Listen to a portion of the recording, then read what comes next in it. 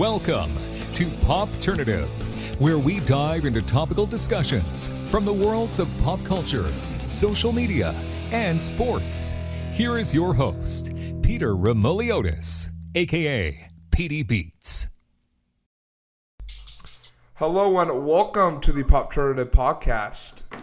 I'm your host, Peter Remoliotis, and on the social media platforms I go as PD Beats. This is the podcast where we have digital dialogues from the worlds of social media, sports, and pop culture. And we have a really cool panel where we're going to have discussions about digital branding and social media, and specifically digital media in relations to influence and influencing and brand influencers and all that. So I'm quickly going to introduce the amazing panel we have. First, we have digital media coordinator at Under Armour, Brandon Fleshman is with us. Brandon, welcome to Popternative. Thanks for having me, Peter. Glad to be here. No problem. Then we have, it's the second time on Popternative. We have account manager and digital strategist at VaynerMedia, Garrett Green is back with us. Garrett, welcome back to Popternative. PD Beats, good to be back. Thanks for coming on. I know you're a busy guy lately, transitioning through jobs, but it's good that you made some time. I appreciate it. And we have, last but not least, he's the COO of Front Office Sports, and he currently works in strategy for a influence marketing company called Thuzio. Russell Wilde is with us. Russell, welcome to Popternative. Thank you, Peter. So, opening remarks, Brandon, let's start with you. You originally started working at Bleacher Report. Now you're with Under Armour. Talk about a little bit of the stuff that you do at Under Armour and how it differentiates from what you did at Bleacher Report. Yeah, definitely. It's a little bit of the same in that I'm doing a lot of programming content and making it all kind of look nice. That's what I did at Bleacher Report. So I was working on their TeamStream app. So not directly social. We programmed social there, but we also programmed all the articles. So at Under Armour, it's a little different in that my responsibilities include 3 blogs across our connected fitness platforms, and then also our social channels. So it's still a heavy content focus, but it's also a different kind of content because at Bleacher Report, as everyone knows, it's sports and nothing else. And at Under Armour, it's health, fitness, sleep, lifestyle. Nutrition. Yeah, so it's a little different, but a lot of similarities and a lot of branding similarities there. So cool. No, that's awesome. And we're going to talk about apps because I'm happy you're on the panel because I definitely want to talk about apps as well. Because, we talk about social media Popternative, but, apps are a huge part of, the digital media sports sphere these days. And Garrett Green is back with us. Garrett, you came on the show last time with we had Lisa on the show who was working with Camera Plus.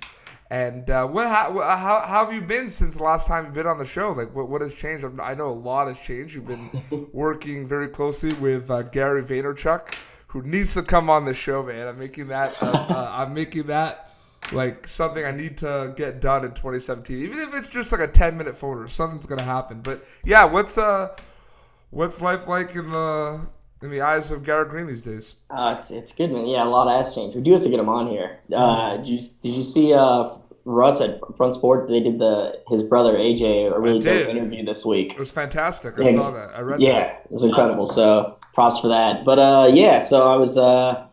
A lot has changed. I moved to our internal operations team for 2 or 3 months. Then Gary needed some extra help as an assistant. He was rocking 2 assistants for a while. And then just about within the last month, I've been transitioning into more of a strategy and account management role and working for GE, one of our longest tenured and bigger clients, which is exciting stuff. It's one of those things where it's like, hey, we're GE. Everyone thinks we're old and lame. Turns out we're awesome. Let the world know. So it's been good, man. Just grinding away at VaynerMedia and keeping Gary just as busy as ever. And when he's busy, I'm even busier. So it's been good, man. It's good to be back. Yeah, no, it's hashtag grinding. That's what it's all about in this industry. And Russell Wilde is with us, COO of Front Office Sports, and he works for a company called Thuzio, which does a lot of influence marketing. Russ, a couple of things, your intros might be a bit longer because I'm going to ask you to, one, talk about front office sports and the success that you guys have had these past couple of months, because I've definitely seen kind of like I'm not to say that you weren't doing great things like before the new year, but I've definitely seen like a spike of like a lot of really cool things. Like you announced a few projects, and talk a little bit about what you do at Thuzio, so it can kind of set up the conversation about influence marketing after the panel. Yeah. So FOS is a website, a platform really that is aimed towards young professionals in the sports industry. And we've done interviews with, over 250 professionals. We write articles. Our writer base is mostly, I don't think we have a writer that's older than 25 years old. So it's a real young core there. And we got some pretty cool initiatives, a college program being one, where we're working with 12 universities to basically get their students involved and write more about the sports industry, as well as we just announced the Rising 25 Award, which will be presented at the sports conference in Miami in March, basically, highlighting the top 25 sports business professionals under the age of 25. And then obviously this week we also had the big interview with AJ Vaynerchuk. So a lot of cool things going on with FOS. We've been plugging away, and we're looking forward to the future there. As far as Thuzio goes, we are an influencer business, as you mentioned. So we have two kind of products essentially. One is the Thuzio Executive Club, which allows business professionals, real estate agents, lawyers, anybody who's going to be doing client entertainment. It provides them an avenue to bring their clients or top prospects to events and witness question and answers, from their sports heroes of yesteryear. So Joe Theismann, Chad Pennington, whoever it's going to be, whether it's more local star or, somebody who was a national star back in the 80s or 90s, that's who's going to be the talent for the night. And then on the Julia side, it's our influencer marketing platform that allows brands and agencies to identify, discover influencers, as well as manage their campaigns. Obviously, there's a whole lot that goes into that, and I'm sure we'll dive into it a little bit later, but that's kind of a very high-level overview. Great. Well, like I said, I'm very happy to have all three of you on the panel, because I think it's going to be a great conversation. And without further ado, let's get into it. Let's do this right now. So basically, to start things off, digital branding, that's very vague, but we'll try to kind of flesh it out as much as we can. But, I just wanted to talk about, the current state of digital branding and have you guys go around the round table, just talk a little bit about, what are brands doing right in terms of, using the digital media platforms out there, like social media and apps, to kind of get their name out there, create brand awareness? And what are some of the things that we want to see in 2017 that, brands can do to really capitalize on these social media platforms that really allow you to kind of disseminate a message? So Brandon, do you want to start us off? Sure. Where to start? I think to some degree, a lot of brands know how to get there now. They know the route a little bit. And so they're doing things like honing their voice and trying to create good content and those type of things. But, obviously there's a lot of room for opportunities. I think 2016 was a big year for augmented reality and virtual reality, and I think chatbots as well. So I think those are kind of two areas where there's a lot of opportunity to expand one's brand through those avenues. Mm-hmm. I don't know if anyone else wants to take over there. And Garrett, it looks like you're about to say something. No, I can definitely agree. I think that a big thing with that was everyone's going live on everything now. Feels like a year ago everyone was like, getting in the groove of Periscope and understanding it. Now it's just this whole new world where Facebook Live is huge. It's like way over indexing organically. It's starting to get its paid product worked in. I know we all get 100 alerts a day that blank is live for the first time on Instagram. It is a cool feature for sure. And I kind of like that Instagram is keeping that watch now or miss out forever kind of vibe going, the way that like Periscope used to be. And Facebook, automatically saves it down and just makes a normal video. I think that's huge. I think people need to are starting to understand a little better, like the context of when to go live and not going live for going live's sake. Yes. It's just unnecessary. Just to go live, just like for whatever. I agree with that for sure. Yeah, so I think that's a really big one. Mm-hmm. Like when is it appropriate to go live, for your company? Now going live, like, Russ just like on his spare time, just like, I don't know, doing the Facebook Live, while he's walking his dog. That's different. But you're talking more, Garrett, about, like brands using it, right? Yeah. And the way they're using it, I mean, they're like, I think I've seen like restaurants and food places like living their like a lunch rush. It's like, cool.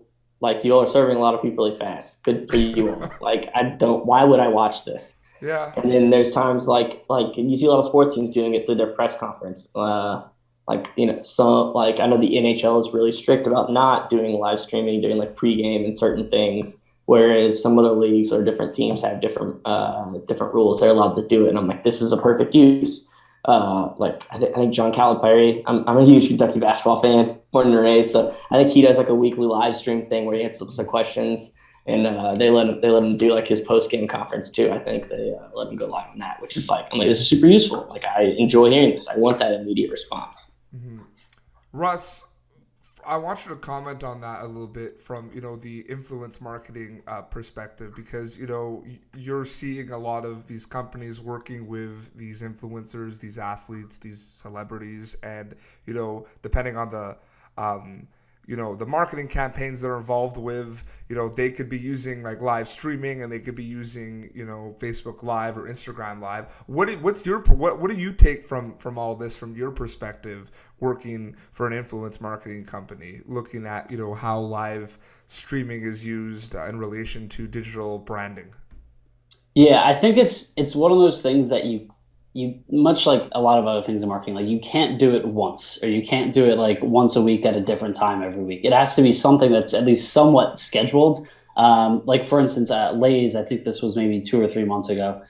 They brought in the brothers Green, who was a local influencer. They're here in Brooklyn, and Lay's, they were shooting in New York.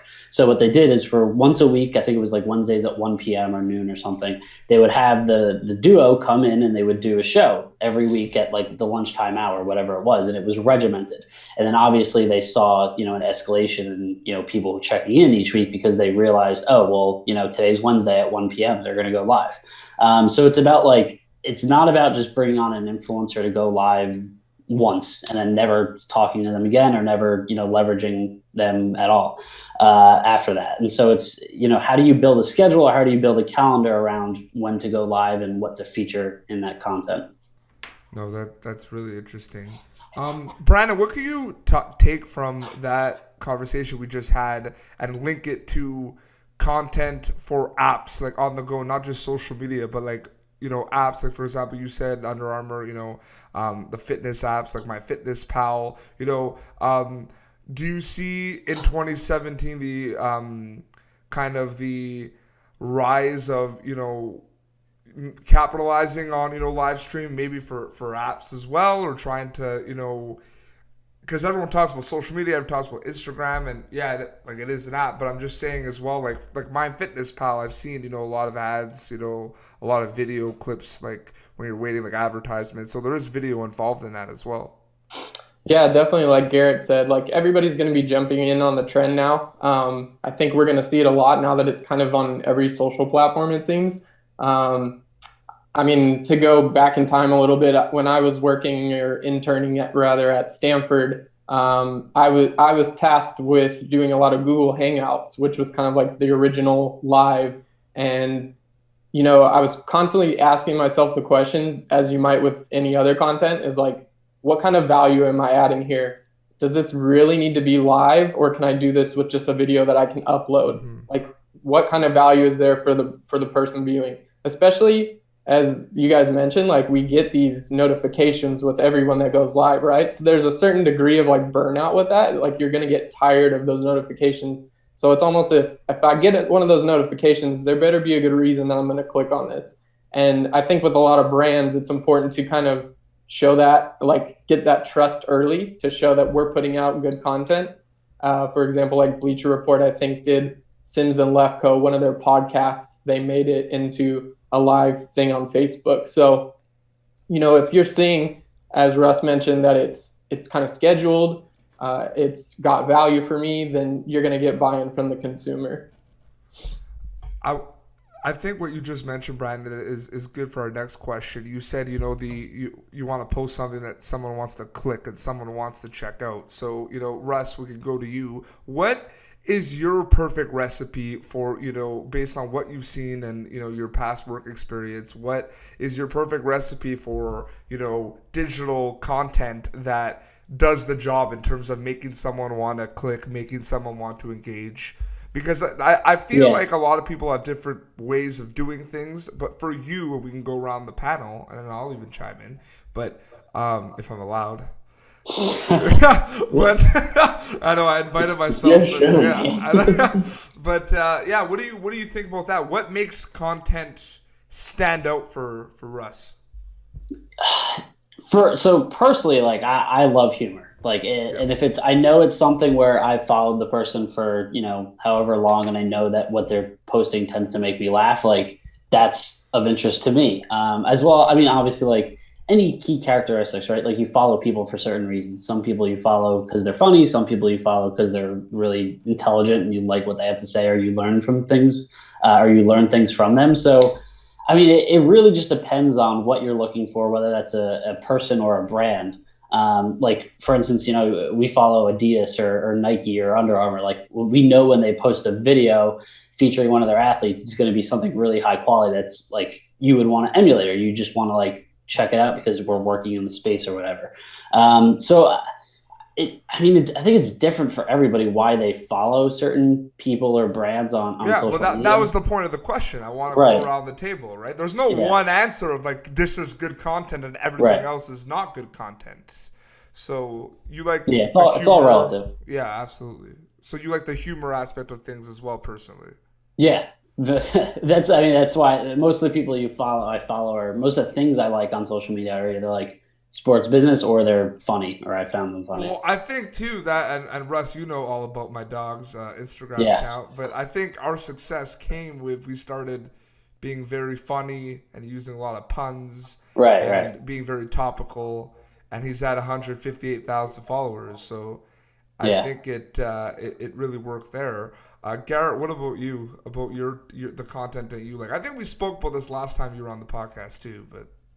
Yeah, I'm also a big humor guy. And then I think also like I appreciate content that also can like set me up to share and maybe be humorous or like have my own take on it and different things.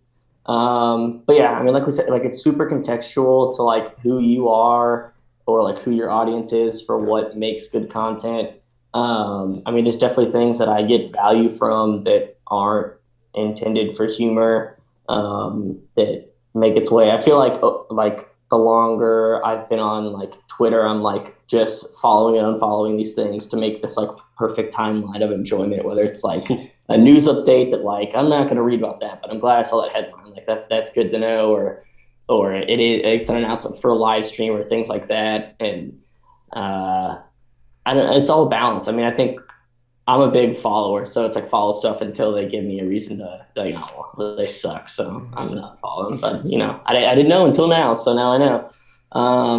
That makes sense for sure. It is super subjective and contextual, and like there are days where I'll get on social, and sometimes I'm like, this is annoying. They always post stuff like this, and then like 2 days later, I'll be like, this is hilarious. Like I love this, and it because it even my mood will fluctuate into what I'm looking for or my intention. The one time you're trying to find something funny, you get CNN updates, and the one time you're trying to figure out what happened in the news, you get a bunch of comedians. And Brandon, what about you? Anything besides humor? Like I know you'll probably like humor in no, I don't actually. I don't appreciate it too much. No, I think for me, overrated. A certain amount of it has to be visual. Like I don't go searching out for any content that's kind of just like black and white. Like I could read a book. Like I want it to be, that's why we look at these apps or these websites and look at their content is like we want to see kind of a mix. But also, I think what I really appreciate is something out of the box, and it's hard to do that every time. But, something like what the Seahawks did where they made that kind of tasty video and they kind of put their own spin on it. Yes. Like, we remember those kind of things, but we don't necessarily remember the tons of articles that we read that are kind of repetitive that everyone's done. And again, it's hard to like step out and do something different, but I like to say like the NFL is known as like being a copycat league. So if like one offense does it, a bunch of offenses in the league are going to do the same thing. And I kind of think of that as like Snapchat. If you go on there, it's a lot of like, here's our team warming up, here's practice, and it can get old fast. So I think you have to differentiate, and just even if it means you fail like miserably, you just got to try something different every once in a while. But I think Russ could also agree with the statement that it all depends on what the goals and what the needs are of who's posting things, right? So different companies have different mandates and different like ways or reasons why they have to post things, right? So like there are a lot of brands out there that are very conservative and have to stay in that kind of box, that cookie cutter recipe. But then there are some that have a little bit of leeway, and I'm sure Russ, we've had a lot of, one thing I like about front office sports is there's a lot of features on professionals that work for different companies. So you'll have people that work for companies that talk about the content they made and how they got their start, and then there's some like in the college sports industry, and then you have people working for companies like Under Armour and VaynerMedia. And I just find it interesting, like it all depends on what that company's vision is. Yeah, and look, like a college team even is going to differ from an NFL team. Like the college team is probably going to take more chances because you just of the people who are working there, and you don't have like the shield that you have to quote unquote uphold. And it is more of a conservative brand, the NFL, versus just a regular college team that doesn't have to answer to billionaires necessarily. And so that's what makes it great. And I think that's why college athletics is where you're seeing a lot of like transformative work in the social media space. You look at teams across the country, like they're investing hundreds of thousands of dollars each year on social media because of one, recruiting, and two, just fan engagement, trying to get students out to the games. But it's all a branding play, right? Like they're trying to get the best kids to your school to play football or basketball or hockey or whatever the sport is. You're trying to get them to your school to, what's the end goal there? To make money. And so that's why you see heavy amounts of dollars being put into, these athletic departments. And Brandon, can you speak a little bit about that from the professional aspect of things? Like, college versus pro sports, they're going to see a bit of a difference. But I found that really what Russ said very interesting about almost using it kind of like a recruitment tool, right? Like when you're creating content at the college sports level. Do you see that in pro sports as well? Like kind of, the content's trying to tell a story in terms of you should follow our team because, this is who we are, and we use social media as much as possible to kind of define or create that image? Definitely, and I think it's different for different teams. For example, a team like the New York Giants or the Jets, or I don't know, teams that have been around for a long time, they're definitely trying to tell that story and to connect with the fan about their story. But for a team like the Rams or the Chargers, who moved or recently moved, they are trying to tell the story in a different way to a new audience, and they maybe are pushing their brand story a little differently because they're trying to just get into someone's living room as like a kind of like a recruiting tool in that sense of like, we're new here, but you should like us, and here's why, and this is what kind of value we can provide to you. Yeah. No, Garrett, go ahead. I was literally going to you anyway. But. I think a lot of it is like an add-on. I think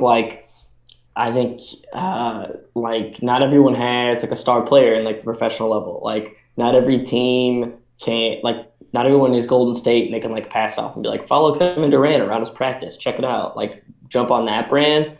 And then I also think like I think they do a really good job with a lot of their digital media, and I think that they kind of see it as like no one outside of California is going to become a Sacramento Kings fan because of their digital media. Just to be honest, it's just most likely not going to happen. Take it easy on my Kings. Hey, Kentucky fan, Cuz is my guy. I like the Kings. I mean, I'm not gonna say I'm a fan, but I really like the Kings. But no one in like Kansas is randomly going to become a Kings fan because of their social media.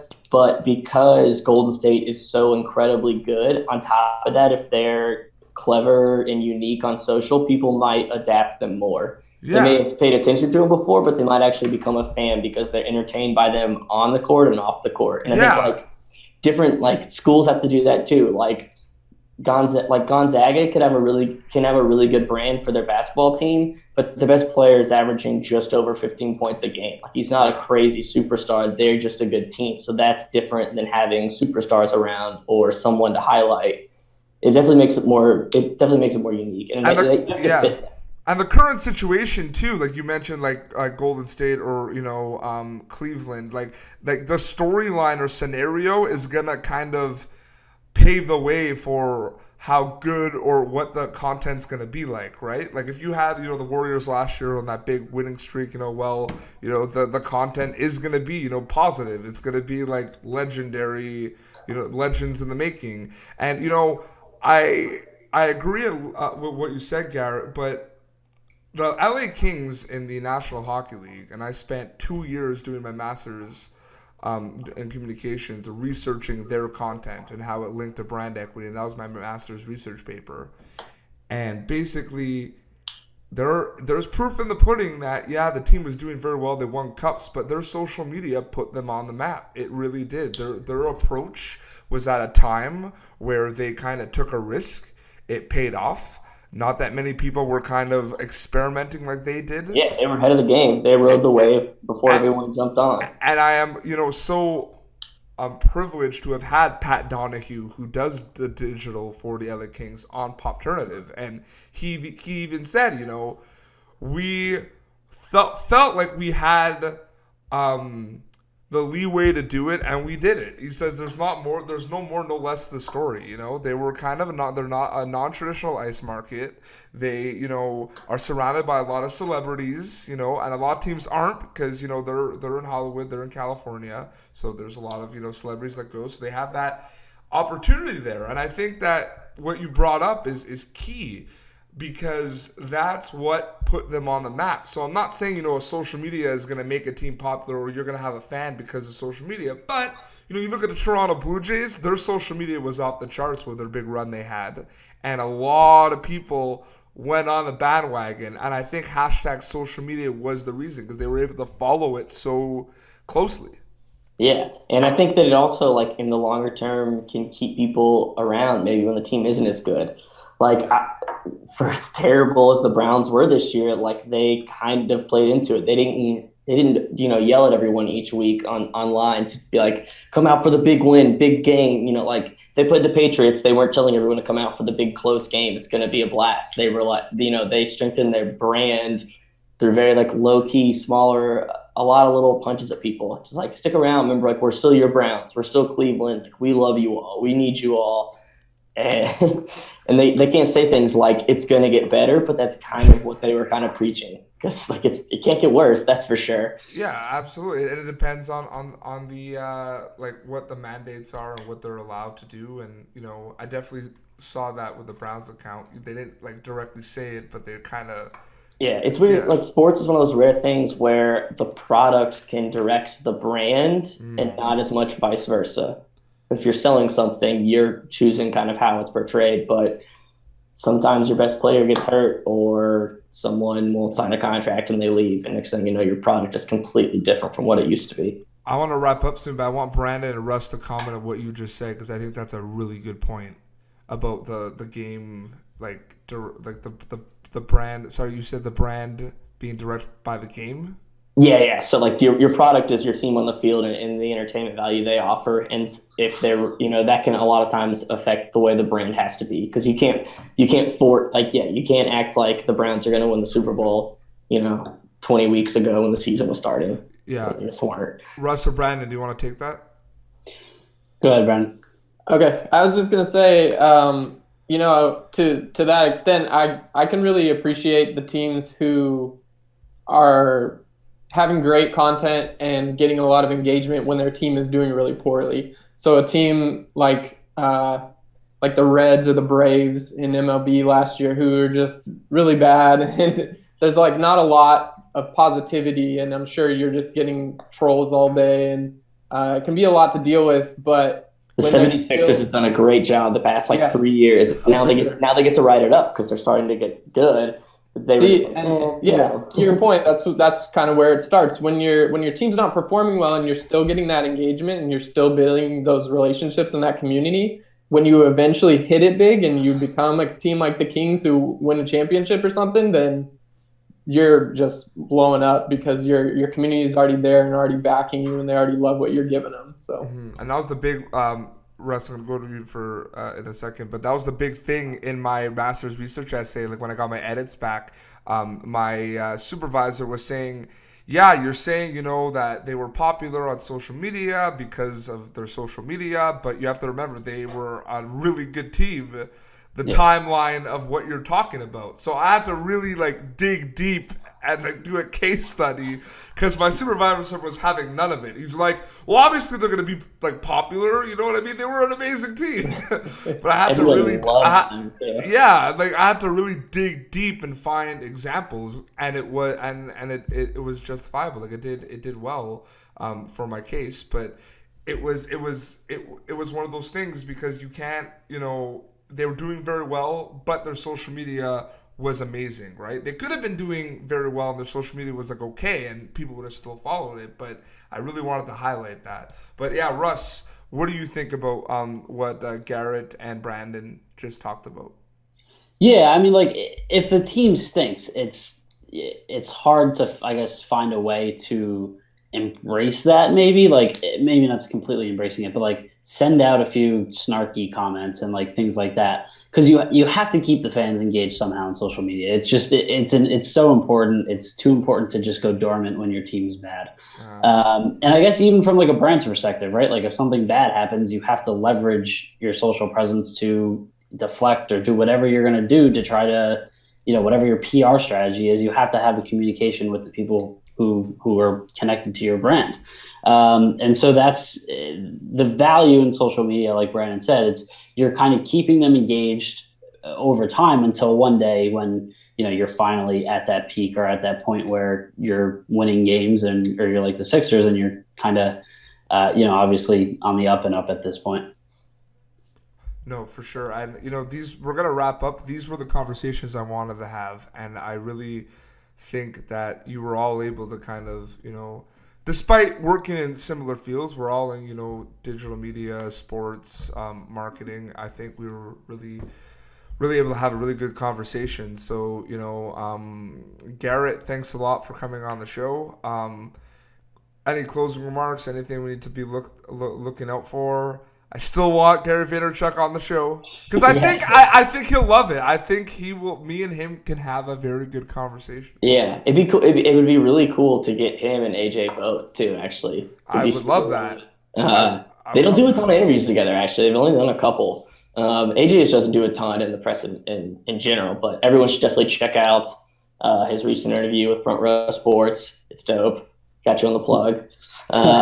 But no, man, thanks for having me again. I enjoyed it. I can talk about this stuff all day, so enjoyed the conversations. And if anybody wants to hit me up, I'm always happy to chat. Best way is probably Twitter, Garrett Green, Garrett, pretty much the color.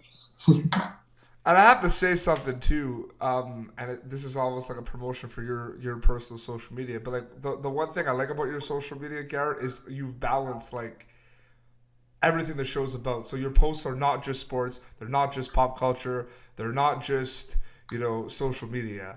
There's a balance of all three, which is like what I want to do with Popternative. So it's awesome. Like you're like kind of like the cookie cutter perfect guest for the show. Dude, thank you. No, and I try to do that. Like I try to curate an entertaining amount of stuff in any time. And anytime I do get comments and I get a notification, it feels really good. It's like good.